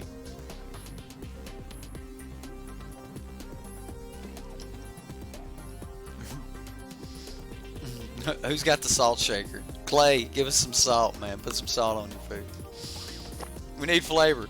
Salt it. Clay can salt it. Now, I'm salty right now, okay, guys? Like, I'm just letting you know that I am salty that this deck has been... Yeah, one of our personal emojis right here on the channel, guys. Like, just in case you guys want to sponsor the channel and get the emojis, you can. But one of our personal emojis here that are private to our channel is our salt shaker. So all sponsors get that, and if you sponsor, you become the stream boss. So shouldn't have swung with this. That was my bad. Like, I've already give up on this deck. You know. Yeah. I mean, I have, guys. I give up on this deck so hardcore. Ugh. We've got nothing left for this deck. This deck's just... That's right. Get them, Knights. These Knights. Oh, man, these Knights. Yeah, like, people are calling for a Karn ban. They want to ban Karn because he's $60 and nobody, like, they don't get to play with him. But he's not a bannable card. Like, he's not broken. There's too good of an answer in the format that answers other things as well. Like, you can Sorcerer Spyglass. If you don't want people to play with Karn, then put 3 Sorcerer Spyglass in your sideboard, and by default, you'll also take out Teferi and, like, so many other good cards. Like, Sorcerer Spyglass is real tech, guys. Real tech. Real tech, real talk. Kind of want Exelon's Binding here. Like, and get back a Scrap Heap Scrounger or something like that, but I am going to Karn. I shouldn't have swung with that Toolcraft Exemplar last turn. That was my bad. And we got a servo for it, but yeah. He sat in your hand for 3 turns. It is not a bannable card. Correct. Like, if you have the mana to cast it and you still don't want to cast it because there's better things to play, like, bannable cards to me is like, it's Jace the Mind Sculptor, guys. All you do is play Jace the Mind Sculptor. Like, you bounce the thing that's a problem, you draw cards, or, like, Karn isn't going to give me that kind of protection. He puts a blocker up, but, you know, if he's got a Sky Sift, I mean, he's going to be able to smack it. If we put a blocker up and he had, you know, Heart of Carrying, like, he just smacks it. But Karn is a good card. It is, but there's people calling for a ban, and I just don't think that that's, I don't think that that's legitimate at all. I don't think we can call for something like that. Oh, snap. He tapped on mana. He tapped 1 white. What you gonna do with that there 1 white, boy? Huh? What you gonna do with that white mana? Tap tap concede. He let his white mana go. Alright. Alright. Alright, alright, alright.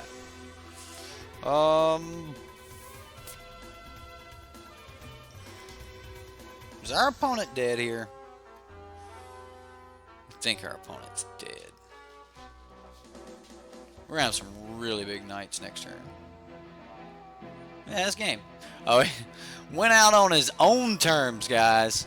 He's like, I'll just kill myself. Okay, so the only game we won, the opponent killed himself. The only games we won in the losing ones was because the opponent didn't get mana. I'm not impressed, guys. I'm not. Like, I know you guys like, hey, man, this is a cool vehicles deck, but at some point in the next couple days, I'm going to run that red-black vehicles deck for you guys, and we should be able to see something that's a little bit more powerful. Teferi is game-winning by himself. That's why he's bannable. Teferi is bannable. Teferi is not only do you slam him immediately when you get him, there's no better idea in those decks than to just play Teferi. Like, it is never a bad idea to just put this Teferi down, because Teferi can be like Jace the Mind Sculptor, okay? Like, he can bounce a permanent, he can draw a card, he untaps your lands. Like, yeah, you know, he doesn't have Fate Seal on him, but you're kind of sealing their fate. The bounce doesn't go to their hand, it goes 3 cards from the top of their library. So you're going to stop them from drawing a card at some point. Like, so it's card advantage even on the bounce. Like, Teferi's bannable, guys. Like, I'm not calling for the ban on him because we have a card in Standard that can answer him. But if we don't start running it, these Teferis, they're gonna take over. So, all right, guys. My overall impression of this deck, dude. The guy who won with this, oh my goodness, you are a monster. Just a monster. I don't know what you mulligan down to on the certain games. You hit one heck of a stroke of luck, or the other 2 members on your team just dominated the field and you got drug along. I don't know what the case was. I don't know what the winning result was, but I don't like this deck. I do not like the black-white version. I think that it's just like, I don't know. Like, I don't know. Something just didn't feel right. Maybe it was just horrible gameplay for us. Maybe the deck just didn't show. Maybe we're looking in a vacuum and the deck run like just really cold. I don't know. But yeah, blue-white is not my optically. I can't say that word. Dominant. My optically dominant.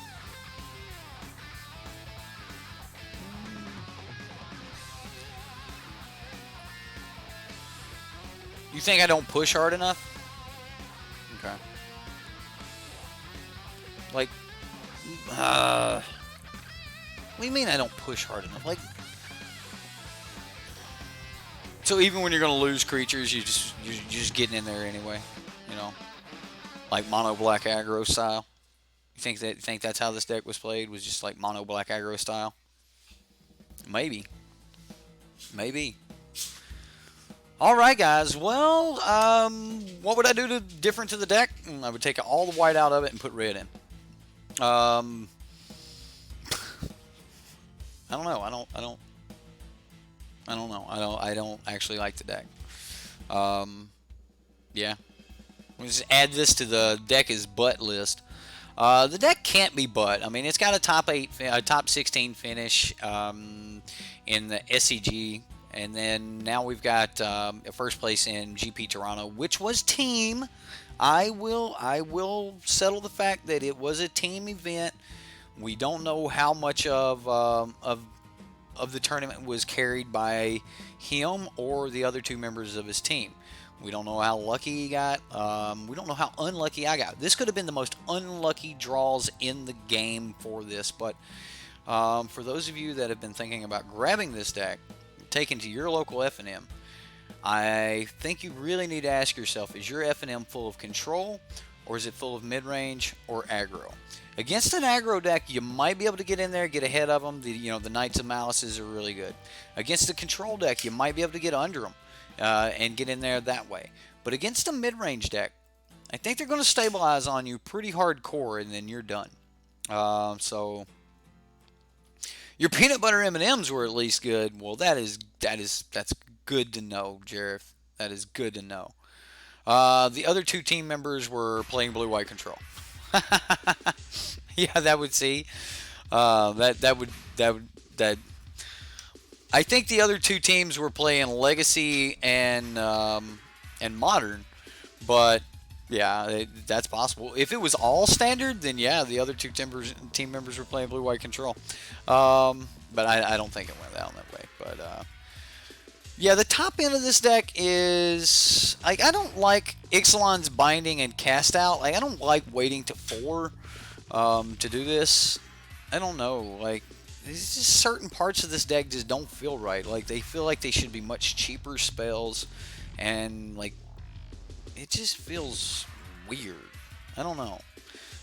You guys decide if you want to play around with it. If you're Mana Traders users, you know, rent this deck. Go play for yourself. Let me know let me know in the comments. Like, hey, look, I've been playing this and I've been like crushing with it. I don't know what you're talking about, Kilo. Let me know.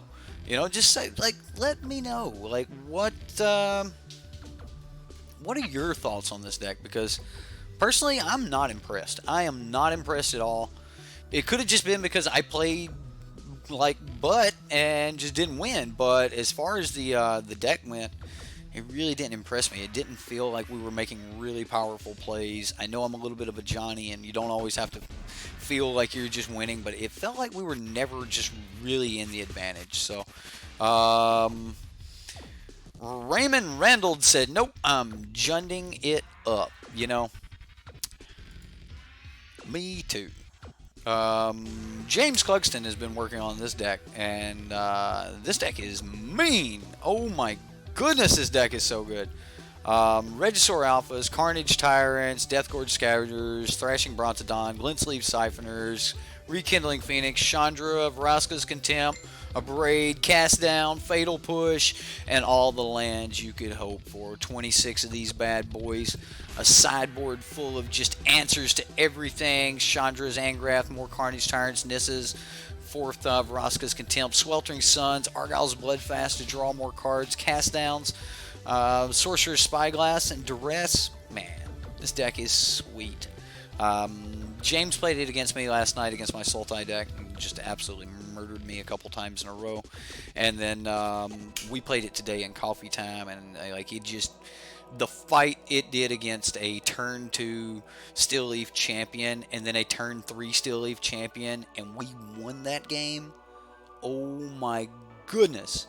Yeah, it's this deck is mean, so I'm definitely gonna have to play this for you guys. But on the search for the ultimate Jun list, I think this is as close as we're gonna get to it. So yeah, this is that coffee time up? It is, Jareth. I'll send you a link to it. I need to send my my PayPal patrons. We've got some people that don't actually patron through Patreon; they just send directly to PayPal and support in other ways. And so those people are on a mailing list, and I'll get you guys that that coffee time link. So anyway, guys, my name's Eric. This is SideboardMTG. Had fun hanging out with you guys. I did not have fun playing this deck. I hope you had fun, though. I did go on tilt a little bit. Some of you like that. I know Jareth Miles likes to see me just get aggravated and worked up. But, you know, some of you guys might like that. But, yeah. This deck needs perfect mana management. And sorry, but you didn't see that from my plays. Like the ones where I didn't cast Down on end of turn on green-white. Yeah, I was waiting, and I did not cast the Cast Down, and so yeah, I did call out. So if you were listening, you were talking, like, I did mention that we were wasting our mana by not casting it. I'm pretty sure I said something along those lines, but I remember the exact play that you're talking about because I held off. Wanted to kill something else with it. So yeah, maybe it is all about perfect mana management, and you should play it like that hardcore push aggro. Never let any mana go to waste. So maybe that is the play, and you might be right, Giletto. But yeah, 2 mana wasted that could help. By the way, versus blue-white, it's not easy. Right, it's just not easy versus blue-white. So you're right, and if that's the one place I didn't have mana management, then I'm okay with that. So. Guys, hope you had fun. We'll see you next time here on SideboardMTG.